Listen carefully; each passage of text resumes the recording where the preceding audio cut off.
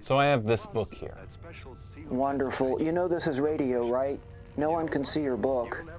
I was under the impression no one was going to be listening to this anyways. Doesn't mean I should compromise my broadcast standards. Right. Meaning? Meaning put some effort into your story. Don't just hold up props in there. Details. Gotcha. Are we on? Brand new seal test berry patch ice cream. Delicious. Hello to all of you, my phantom listening audience. Mi nombre es Peter Kirkman. I used to own this secondhand bookstore downtown called, get this, Kirkman's Books. Typically it was your normal everyday sales clerk existence, but every once in a while you'd come across a book that would change your life. I have here just such a book, and the title is thus: Strange Snags in Spacetime. That's a good one. Can't say I've heard of it. It's an advanced publishing. I've never heard of this publisher either. Where'd you get it? More like when I got it. I'll give you $1 each for the Crichtons and $2 for this one. $2? For this one. $5 for all of them. Book in your hand is priceless. $8, store credit. I couldn't tell if I'd insulted him or what. At any rate, he left the books. I sold both the Crichtons that same day. And as for Strange Snags, well, it certainly was a doozy of a read. 21 anecdotal stories purporting true instances of time travel.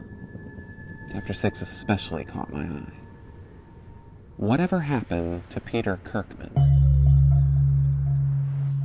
Ha ha, very funny. You almost got me. Come on out. A weird guy comes in, sells you a book on time travel with your own name in it.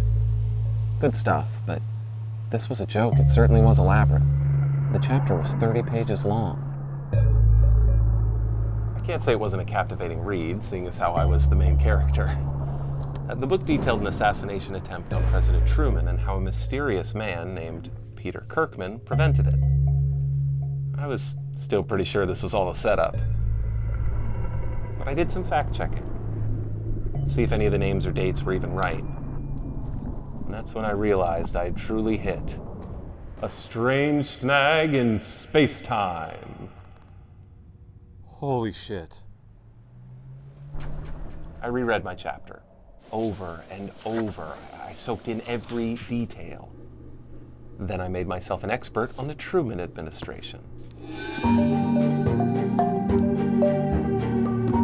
The man did quite a lot in his 8 years. Of course, he's remembered as the guy who pushed the big red button, but the Cold War, Korea, Israel, labor disputes, IRS corruption, the McCarthy trials.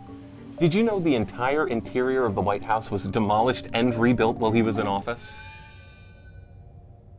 Are you asking me? There's no one else here, so... Don't do that. This is not an interview, and it certainly isn't a conversation. Strange Snags gives a vague window of when I show up. But apparently I left some evidence behind.